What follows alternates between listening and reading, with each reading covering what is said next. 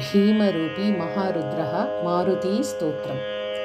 भीमरूपी महारुद्र वज्रहनुमान मारुती वनारी अंजनीसूता रामधूता प्रभञ्जना महाबली प्राणदाता सकलाम् उटवीबले सौख्यकारी दुःखहारी धूतवैष्णवगायका दीनानाथा हरिरूपा सुन्दरा जगदान्तरा पातालदेवता हन्ता भव्यसिन्धूरलेपना लोकनाथा जगन्नाथा प्राणनाथा पुरातना पुण्यवन्ता पुण्यशीला पावना परितोषका ध्वजाङ्गे उच्चली बाहो आवेशे लोटलापुडे कालाग्नि कालरुद्राग्नि देखता कापति भये ब्रह्माण्डे मायिनी नेणो आवले दन्तपङ्गति नेत्राग्नि चालिल्या ज्वाला भ्रुकुटी तटिल्या बले पुच्छते मुरयिले माथा किरीटी कुण्डले बरी सुवर्णकटिका सोटी कण्ठा किङ्किणी नगरा ठकारे पर्वता ईसा नेटका सडपातलू चपलांग पाहता मोटे महाविद्युल्लते परी कोटिच्या कोटि उड्डाणे झेपावे उत्तरे कडे मंदाद्री सारिखा द्रोणो क्रोधे उत्पाटिला बले आणिला मागुती नेला आला गेला मनोगती मनासी डाकिले मागे गतीसी तुलना नसे आणो पासोणी ब्रह्मांडा एवडा होत जातसे तयासी तुलना कोटे मेरु मंदार धाकुटे ब्रह्मांडा होवते वेडे वज्रपुच्छे करुंशके तयासी तुलना कैची ब्रह्मांडी पाहतां नसे आरक्त थेकिले डोला ग्रासीले सूर्यमंडला वाढतां वाडे भेदिले शून्यमंडला धनधान्य पशुवृद्धि पुत्र पौत्र समग्रही पावती रूपविद्यादि स्तोत्रपाठे करुणीयां भूतप्रेत संबंधाधि रोगव्याधि समस्तहि नासति तूटति चिंता आनंदे भीमदर्शने हे धरा पंधरा श्लोकी लाभली शोभली बली दृढदेहो निस्संदेहो संख्या चंद्रकलागुणे रामदासी अग्रगण्यो कपिकुलासी मंडनो रामरूपी अंतरात्मा दर्शने दोषनासति इति श्रीरामदासकृतं संकटनिरसनं नाम श्रीमारुतिस्तोत्रं सम्पूर्णम्। अथ आञ्जनेयस्तोत्रम्। महेश्वर उवाच शृणु देवी प्रवक्ष्यामि स्तोत्रं सर्वभयापहं सर्वकामप्रदं नृणां हनुमत्स्तोत्रमुत्तमम्। तप्तकाञ्चनसङ्काशं नानारत्नविभूषितम् उद्बालार्कवदनं त्रिनेत्रं कुण्डलोज्ज्वलम् मौञ्जीकौपीनसंयुक्तं हेमयज्ञोपवीतिनं पिङ्गलाक्षं महाकायं टङ्कशैलेन्द्रधारिणम् शिखानिक्षिप्तबालाग्रं मेरुशैलाग्रसंस्थितं मूर्तित्रयात्मकं पीनं महावीरं महाहनुं हनुमन्तं वायुपुत्रं नमामि ब्रह्मचारिणं त्रिमूर्त्यात्मकमात्मस्थं जपाकुसुमसन्निभं नानाभूषणसंयुक्तम् आञ्जनेयं नमाम्यहं पञ्चाक्षरस्थितं देवं नीलनीरदसन्निभं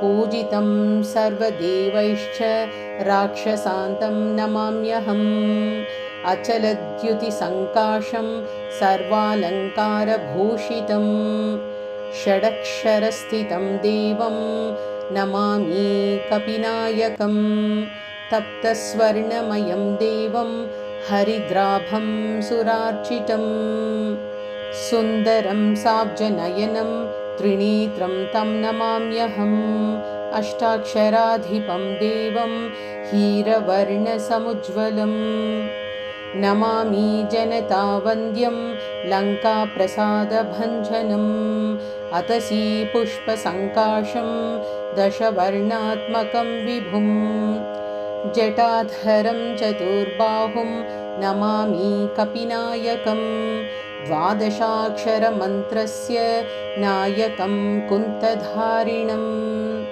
अङ्कुशं च दधानं च कपिवीरं नमाम्यहं त्रयोदशाक्षरयुतं सीतादुःखनिवारिणम् पीतवर्णं लसत्कायं भजे सुग्रीवमन्त्रिणं मालामन्त्रात्मकं देवं चित्रवर्णं चतुर्भुजं पाशाङ्कुशाभयकरं धृतटङ्कं नमाम्यहं सुरासुरगणैः सर्वैः संस्तुतं प्रणमाम्यहम् एवं ध्यायेन्नरो नित्यं सर्वपापैः प्रमुच्यते प्राप्नोति चिन्तितं कार्यं शीघ्रमेव न संशयः। इति श्री आञ्जनेयस्तोत्रं सम्पूर्णम्।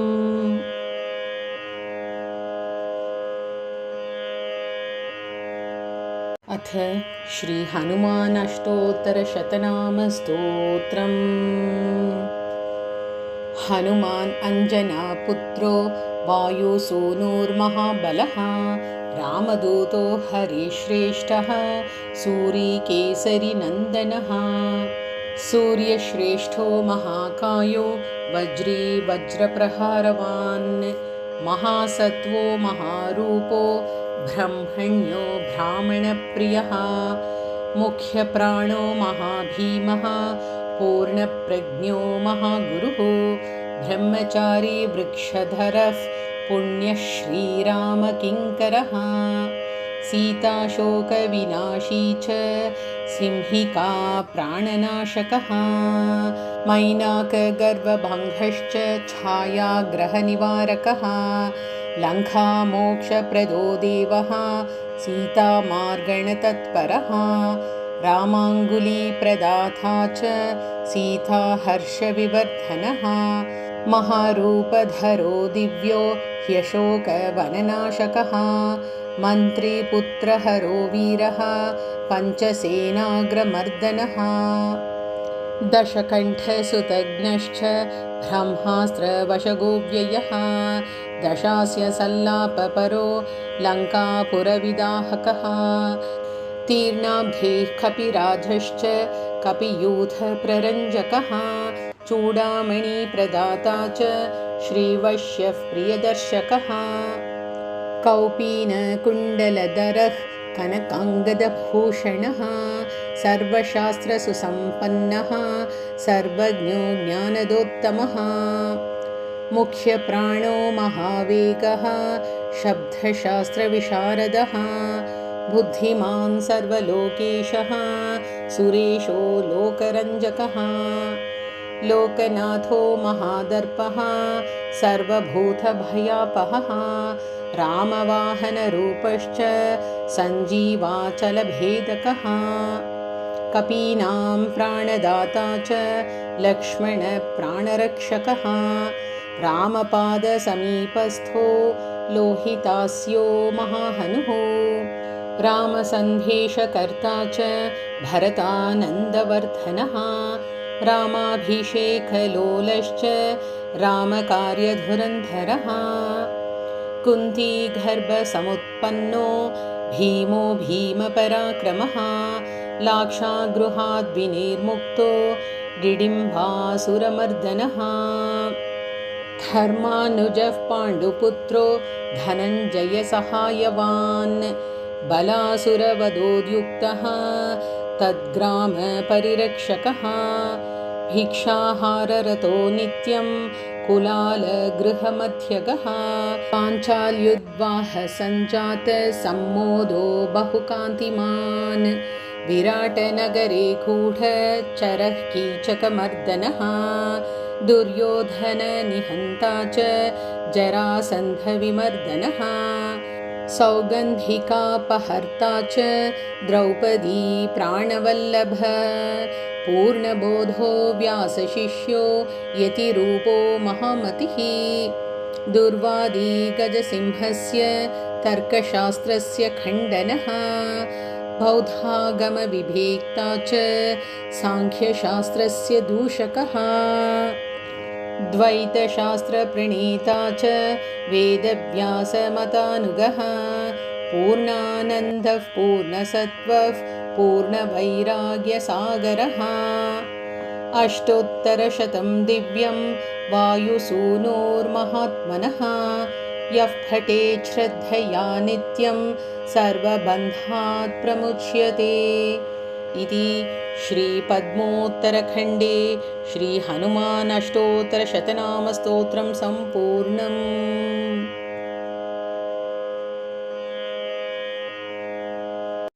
श्रीयन्त्रोद्धारक हनुमत्स्तोत्रम्। श्रीरामदूतमहाधीर रुद्रवीर्यसमुद्भव अञ्जनगर्भसम्भूतं वायुपुत्र नमोऽस्तु ते।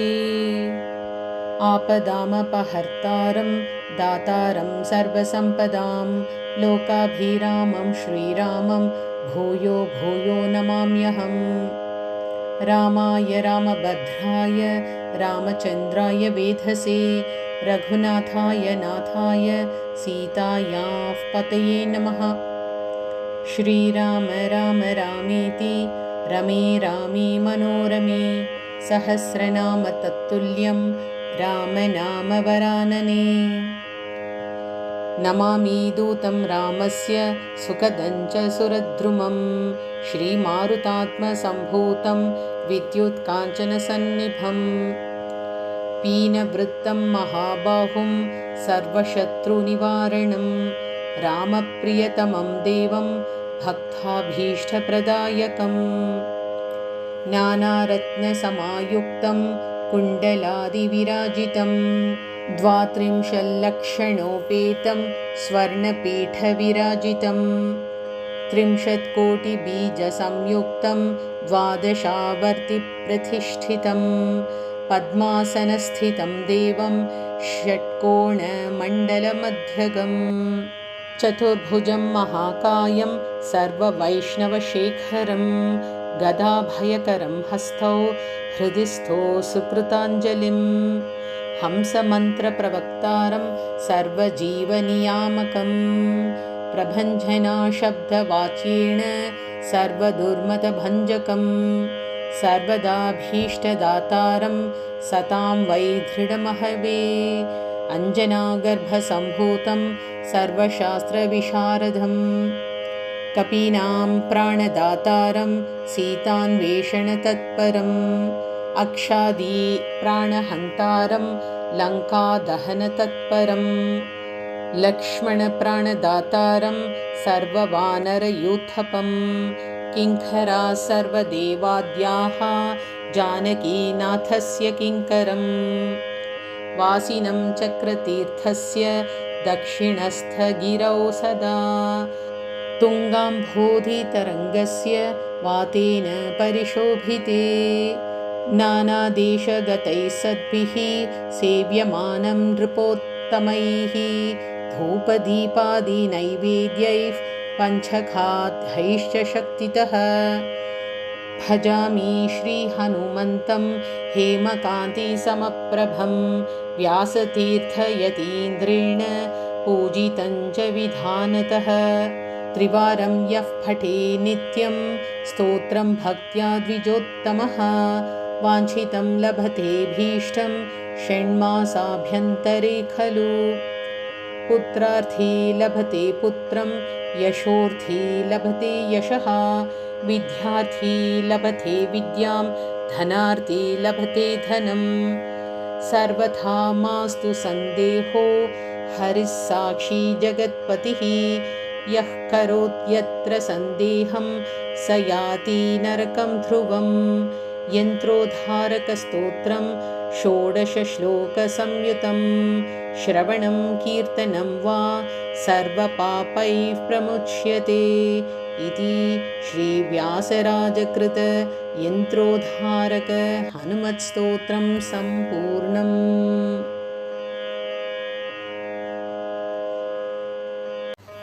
श्रीगुरुचरण सरोज रज निजमन मुकुर सुधारी। वर्णौ रघुवर विमल यश जोदायक फलचारी। बुद्धिहीन तनु जानिकै सुमिरौ पवन कुमार। बल बुद्धि विद्या देहु मोहि हरहु कलेश विकार। जय हनुमान ज्ञान गुण सागर जय कपीश तिहु लोक उजागर। रामदूत अतुलित बलधामा अंजनी पुत्र पवन सुत नामा। महावीर विक्रम बजरंगी कुमति निवार सुमति के संगी। कंचन वरण विराज सुबेश कानन कुंडल कुंचित केश। हाथ वज्र ध्वजा विराज कांधे मूंज जनेऊ साजै। शंकर सुवन केसरी नंदन तेज प्रताप महाजगवंदन। विद्यावान गुणी अति चातुर राम काज करिवे को आतुर। प्रभु चरित्र सुनिवे को रसिया राम लखन सीता मन बसिया। राम लक्ष्मण जानकी जय बोलो हनुमान की। राम लक्ष्मण जानकी जय बोलो हनुमान की। सूक्ष्म रूप धरि सियाहि दिखावा विकट रूप धरि लंक जलावा। भीम रूप धरि असुर संहारे रामचंद्र के काज संवारे। लाय संजीवन लखन जियाए श्री रघुवीर हर्षि उर लाए। रघुपति कीन्ही बहुत बड़ाई तुम मम प्रिय भरत सम भाई। सहस्रवदन तुमरो यश गावे अस कहि श्रीपति कंठ लगावे। सनकादिक ब्रह्मादि मुनीश नारद शारद सहित अहीशा। यम कुबेर दिक्पाल जहाते कवि कोविद कहि सके कहाते। तुम उपकार सुग्रीवहि कीन्हा राम मिलाय राजपद दीन्हा। राम लक्ष्मण जानकी जय बोलो हनुमान की। राम लक्ष्मण जानकी जय बोलो हनुमान की। तुमरो मंत्र विभीषण बाण लंकेश्वर भये सब जग जाना। युग सहस्र योजन पर भानु लील्योताहि मधुर पल जानु। प्रभु मुद्रिका मेलि मुख माहि जलधि लाघि गए अचरज नाहि। दुर्गम काज जगत के जेते, सुगम अनुग्रह तुमरे तेते। राम दुहारो तुम रखवारे, होत न आज्ञा बिनु पैसारे। सब सुख लहे तुम्हारी शरण, तुम रक्षक काहू को डरना। आपन तेज सम्हारो आपे, तीनों लोक हांकते कांपे। भूत पिशाच निकट नहीं आवे, महावीर जब नाम सुनावे। राम लक्ष्मण जानकी जय, बोलो हनुमान की। राम लक्ष्मण जानकी जय, बोलो हनुमान की। नासे रोग हरे सब पीरा, जपत निरंतर हनुमत वीरा। संकट से हनुमान छुड़ावे, मन क्रम वचन ध्यान जो लावे। सब पर राम तपस्वी राजा, तिनके काज सकल तुम साजा। और मनोरथ जो कोई लावे, तासु अमित जीवन फल पावे। चारों युग प्रताप तुम्हारा, है प्रसिद्ध जगत उजियारा। साधु संत के तुम रखवारे, असुर निकंदन राम दुलारे। अष्ट सिद्धि नवनिधि के दाता, असबर दीन जानकी माता। राम रसायन तुम्हारे पासा, सदा रहो रघुपति के दासा। राम लक्ष्मण जानकी जय, बोलो हनुमान की। राम लक्ष्मण जानकी जय, बोलो हनुमान की। तुम्हारे भजन राम को पावे, जन्म जन्म के दुख बिसरावे। अंत काल रघुपति पुर जाई, जहाँ जन्म हरि भक्त कहाई। और देवता चित्त न धरई, हनुमत सेई सर्व सुख करई। संकट कटई मिटई सब पीरा, जो सुमिरै हनुमत बलवीरा। जय जय जय हनुमान गोसाई, जय जय जय हनुमान गोसाई। कृपा करहु गुरुदेव की नाई। यह शतवार पाठ कर कोई, छूट ही बंदी महासुख होई। जो यहाँ पढ़े हनुमान चालीसा, होय सिद्धि साखी गौरीशा। तुलसीदास सदा हरि चेरा, कीजे नाथ हृदय मह डेरा। कीजे नाथ हृदय मह डेरा, हृदय मह डेरा। राम लक्ष्मण जानकी जय, बोलो हनुमान की। राम लक्ष्मण जानकी जय, बोलो हनुमान की।